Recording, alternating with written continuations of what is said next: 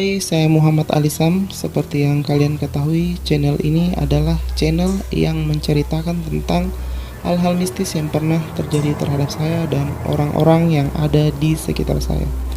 Nah, di video kali ini saya akan menceritakan salah satu kisah atau kejadian yang pernah saya alamin dan juga teman-teman saya gitu.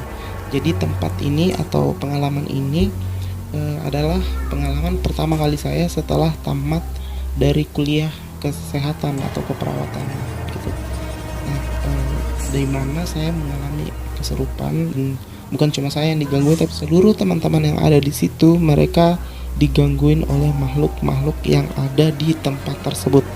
Nah, jika kalian penasaran, tetap stay di sini dan tonton sampai habis. Oke, ini adalah peta dari kantor kami ini. Nah, kita mulai dari bawah dulu, itu ada jalan raya. Kemudian di atasnya atau sampingnya itu ada kali atau sungai kecil. Nah, di kali ini ada sesosok makhluk yang dilihat oleh teman saya sendiri dan nanti akan saya ceritakan. Kemudian kita bergeser ke kiri.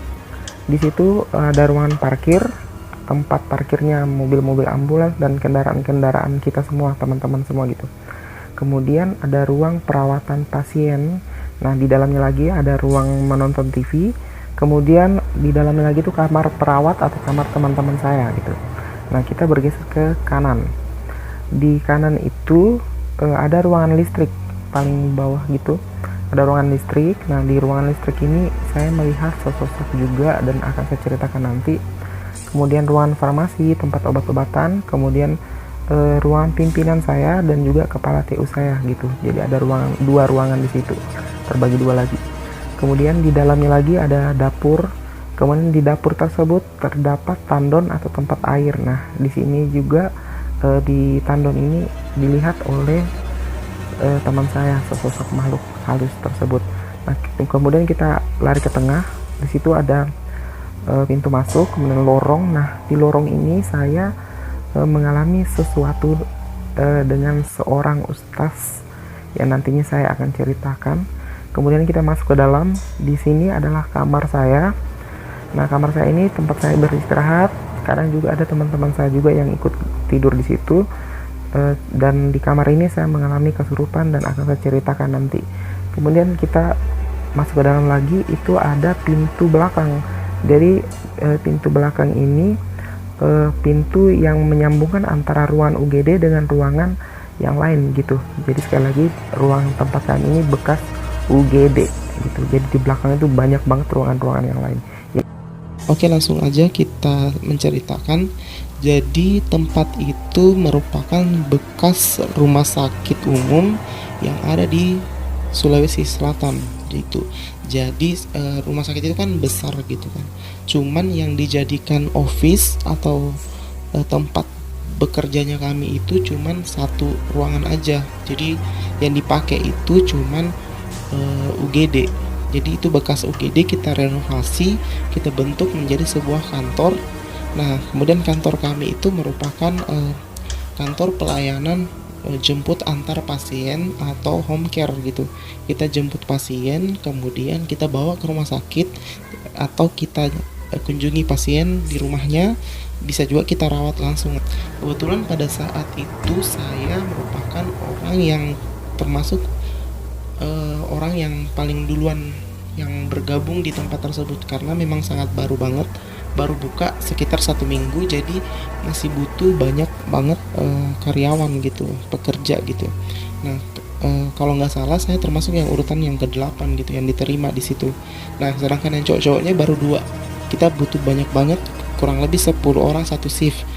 Satu hari itu kan per shiftnya 10. Jadi kalau misalkan 3 shift 30, mana lagi yang libur jadi 40, kurang lebih 40 orang yang dicari pada saat itu. Nah, beda lagi adminnya, beda lagi bagian farmasinya gitu.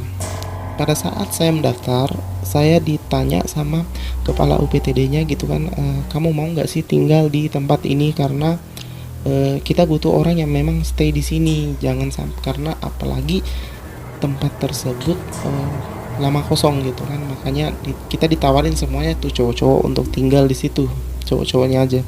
Nah, kemudian saya bilang, Pak, ada yang ditawar yang lain nggak? Terus dia bilang kayak gini, kamu orang yang pertama, karena saya cowok yang kedua. Yang pertama udah punya rumah, kemudian saya yang nggak punya rumah di tempat tersebut. Pada saat saya mendaftar saya masih ngekos gitu kan. Nah terus ditawarin tuh tinggal di situ. Kemudian saya bilang, saya boleh tinggal pak, cuman harus ada yang temenin, karena saya juga takut digangguin makhluk-makhluk gitu kan. Apalagi saya juga orang rawan.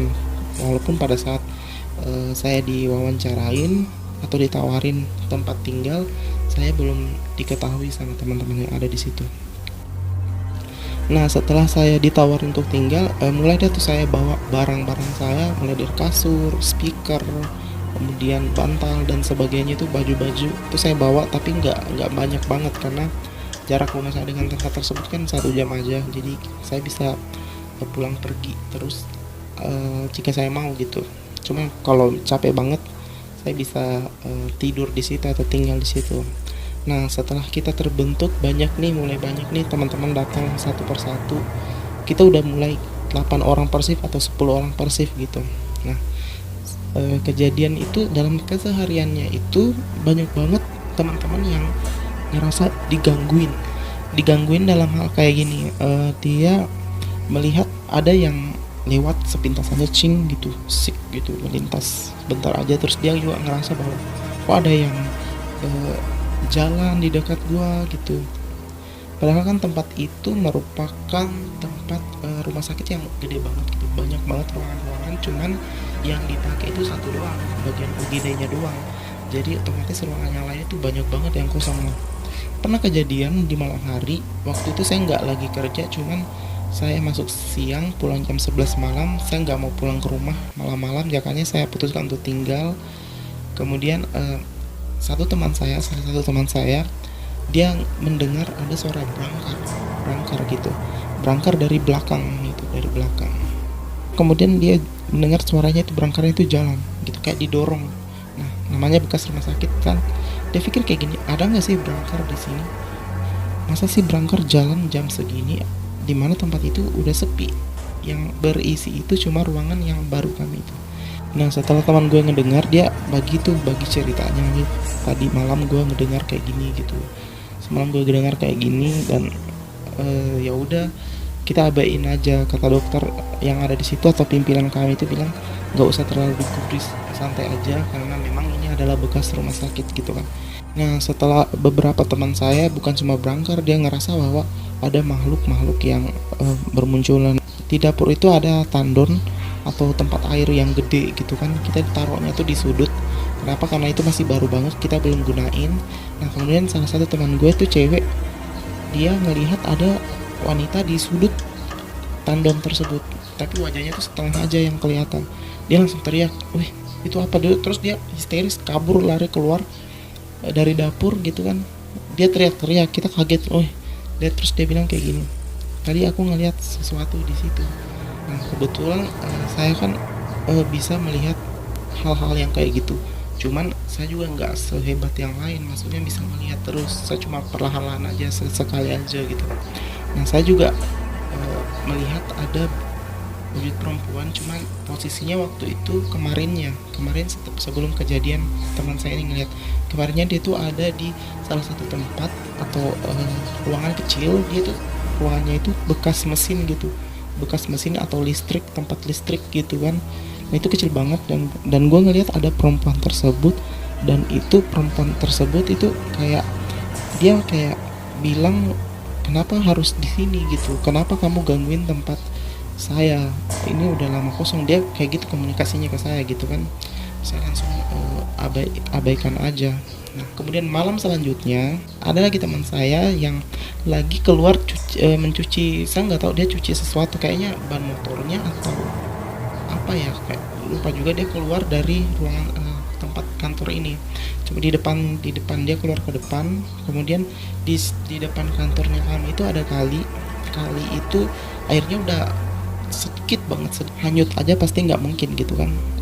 Jadi airnya itu sedikit banget, kira-kira 5 jarian aja airnya gitu. Air itu sudah kotor banget, dan dia melihat atau mendengar, dia kayak ada yang mengisap air tersebut gitu. Dia merasa atau mendengarkan hal tersebut. Setelah dia mendengar suara isap air tersebut, dia melihat ke bawah kali, dan di situ pas dia balik, matanya tuh merah banget. Teman gue yang lihat, dia posisinya duduk, posisi makhluk tersebut duduk, terus balik melihat teman saya, kemudian teman saya itu pingsan. Nah gitu. Jadi setelah itu kita nggak berani banget untuk keluar satu persatu. Maksudnya gini, kita nggak berani untuk sendiri-sendiri di setiap ruangan, harus ada yang teman gitu kan.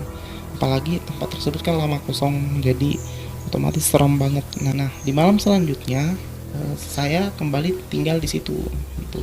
Saya tinggal, kemudian saya ada namanya Kak Ronald, Kak Jamal, saya bertiga waktu itu tidur malam. Nah, dari belakang kamar saya itu kan ada kan ditutup tuh pintu pintu ditutup, dibatasin. Nah, di bawah itu, di luar, di belakang itu ada cahaya. Kita taruh lampu. Kenapa? Karena kayak serem banget kalau terlalu gelap. Nah, kemudian saya tidur. Kita semuanya udah tidur. Kebetulan waktu saya nggak kerja, bukan waktu shift saya, cuman saya tidur di tempat tersebut. Sementara saya tidur, tiba-tiba saya terbangun. Dan setelah saya terbangun, saya melihat ada bayangan hitam dari bawah pintu. Di bawah pintu itu kan ada cahaya lampu tuh. Di bawah pintu dia menjalar ke kaki saya. Saya langsung merasa disentuh gitu, kaki saya kayak dipegang, tapi cuma bayangan aja. Saya langsung, Karonal. Nah, Karonal ini enak banget tidurnya itu, jadi dia nggak ngedengerin saya sama sekali. Setelah saya panggil, Karonal tolong, saya bilang kayak gitu. Saya udah, kaki saya tuh udah nggak bisa goyang sama sekali, kaki saya udah nggak bisa goyang. Terus dia tuh kayak dari kaki naik ke atas terus, dan itu kayak kesemutan rasanya. Setelah rasa kesemutan itu stop di perut saya, kemudian saya ngeliat dia itu terbang di atas kepala saya, bayangan hitam doang, itu udah wujudnya nggak ada. Saya nggak tahu apa itu bentuknya orang atau badan manusia atau apa, saya nggak tahu. Nggak ada, cuma bayangan hitam berputar di atas kepala saya. Setelah saya ngeliat ke atas, saya rasa bahwa dia menghantam wajah saya. Setelah wajah saya dihantam, saya masih bisa bicara, Karonal tolong, Karonal itu apa di atas kepala saya. Karonal bangun tuh tiba-tiba, terus, Isam, kamu kenapa, kamu mimpi? Dia tegur saya gitu, Isam, kamu kenapa, kamu mimpi? Saya nggak menjawab, langsung saya teriak kata Kak Ronald. Pada saat saya dipanggil Kak Ronald, bayangan hitam tersebut kayak masuk dari wajah saya gitu. Dia tuh kayak datang dari wajah. Setelah itu saya nggak ngelihat apa-apa, saya nggak dengar apa-apa. Dan kata Kak Ronald, pada saat itu kamu histeris atau teriak, dan itu bukan suara saya, kata Kak Ronald gitu. Karena saya sempat chat dia, apa sih yang terjadi sama saya waktu saya udah kena kesurupan gitu. Kak Ronald itu bilang, kamu teriak dan itu bukan suara kamu, itu suara kamu tuh kayak suara monster. Kak Ronald sendiri yang bilang kayak gitu, karena saya nggak sadar apa-apa, benar-benar nggak sadar. Dan setelah itu katanya saya mengamuk, dan Kak Ronald ini menginjak Kak Ronald ini naik di badan saya, kemudian memegang tangan saya, duduk di bagian perut saya gitu. Terus kemudian dia baca ayat-ayat Al-Quran gitu yang dia tahu. Dan setelah itu dia minta tolong karena teman-teman juga banyak yang tidur. Kemudian setelah minta tolong banyak yang bangun. Nah, Kak Jamal ini lari nih, karena kan kami bertiga. Kak Jamal itu dia malah kabur, dia takut mungkin.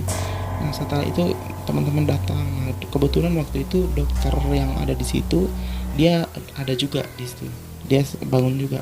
Nah, kemudian saya udah ngamuk-ngamuk sana sini gitu.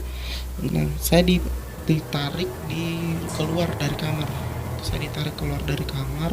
Kemudian di situ saya kata Kak Ronald, saya kembali teriak, dan satu teman saya itu pingsan karena mendengar teriakan saya yang keras banget gitu, tapi saya nggak sadar sama sekali. Kemudian dokter ini menyuruh salah satu teman kerja saya bilang kayak gini, minta tolong ambilin bawang merah gitu. Saya nggak tahu ya fungsi bawang merah itu apa, tapi katanya bagus aja pakai bawang merah kalau ada orang yang kayak gitu. Nah, kemudian teman saya ini cewek, dia menuju ke dapur. Kemudian di dapur tersebut ambil bawang, pas megang bawang, dia ngelihat sosok perempuan kembali dari dapur itu. Dia lari keluar karena ngelihat wujud perempuan itu. Nah, setelah lari keluar, dia minta tolong ke teman-teman, bilang kayak gini, Di situ juga ada yang saya lihat. Nah setelah itu kata Kak Ronald ini, si perempuan ini, teman saya yang perempuan ini, dia muntah-muntah dan hampir juga kena gitu. Nah kemudian dokter ini, pimpinan ini nyalain semua ambulans yang kami punya gitu. Ada 4 atau 5 ambulans, saya juga lupa. Kalau bukan 4, ada 5 ambulans yang dinyalain sirinenya tuh subuh-subuh jam 4. Nah setelah itu saya diobatin tuh sangat banyak banget, ada tetangga yang datang, pokoknya rame banget waktu itu. Banyak yang udah nyoba obatin saya dan teman saya yang cewek ini, dan alhamdulillah kita bisa sembuh gitu, kita bisa sadar. Nah setelah saya sadar, besoknya saya dilarang sama sekali tidur di tempat kamar kami itu, kamar saya yang dibuatkan itu. Jadi saya tidur bareng teman-teman yang lain. Terus pimpinan saya bilang kayak gini, besok akan ada datang seorang ustaz, dan ustaz tersebut merupakan katanya imam masjid yang ada di kota tersebut, imam masjid itu kan. Nah kemudian saya bilang, oh iya pak, iya dok, saya bisa minta tolong juga untuk dibantu, jangan semoga dia bisa membantu saya gitu kan. Nah kemudian besoknya ustaz tersebut datang, kan ada ruangannya kan lorong gitu kan, bekas UGD jadi agak panjang gitu. Nah saya duduk di kursi sebelah sini, kemudian ustaz ini duduk saya berhadapan sama ustaznya gitu. Saya berhadapan sama ustaznya, kemudian ustaz tersebut membaca, nggak tahu apa yang dia baca. Saya langsung tidur aja gitu, saya nggak sadar. Kemudian saya ngelihat, bener-bener ini real banget, saya ngelihat badan saya duduk di kursi. Saya melihat teman-teman saya ada di situ, badan saya duduk di kursi, ustaz tersebut duduk di kursi. Dan anehnya, saya pergi bersama ustaz tersebut, kemudian jalan menuju suatu ruangan yang tadi yang saya bilang itu, yang ruangan distrik itu, yang kecil. Di situ terus dia tanya, inikah yang gangguin kamu? Saya di situ ada yang perempuan yang memang saya lihat sebelumnya gitu. Terus saya bilang, saya nggak tahu ustaz, karena yang saya terakhir lihat itu bayangan hitam doang gitu. Dan dia bilang, sepertinya ini yang gangguin kamu dan dia nggak suka sama kamu gitu. Ustaznya bilang kayak gitu kan. Ustaznya bilang gini, nawarin ke saya, kamu lebih baik berdamai aja, terima dia, siapa tahu dia mau berteman sama kamu. Setelah kamu berteman, kamu bisa belajar bagaimana caranya mengontrol, dan juga bagaimana caranya bisa mungkin bisa mengobati orang lain. Nah, terus saya bilang kayak gini, enggak, saya nggak mau ustaz, lebih baik saya normal aja, nggak mau yang hal-hal seperti ini. Nah ustaznya bilang kayak gini, oke, saya akan membuat kamu bicara sama makhluk tersebut. Jadi nah ustaz ini, saya sama makhluk ini berhadapan gitu kan.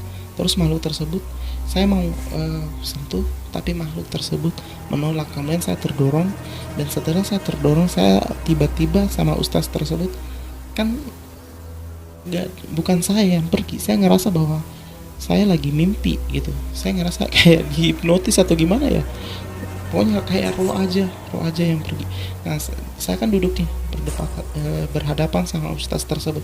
Nah pada saat makhluk tersebut mendorong saya kayak gini, saya dan ustaz di tempat kursi tersebut terlempar kayak gini, berpisah jauh banget dari sebelumnya itu. Dan teman-teman saya situ semuanya ngelihat, dan mereka teriak habis-habisan, dan saya dan ustaz tersebut muntah darah.